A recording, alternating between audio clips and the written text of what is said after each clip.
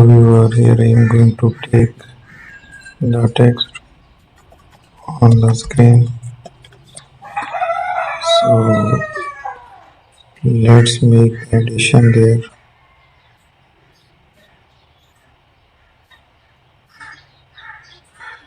So we will take the shape here. So there is a shape. Try to create the clipping mask here on the text. So as you can see how we have generated the clipping mask on that text.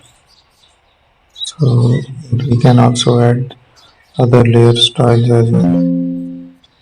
So use the eraser tool to erase the text color.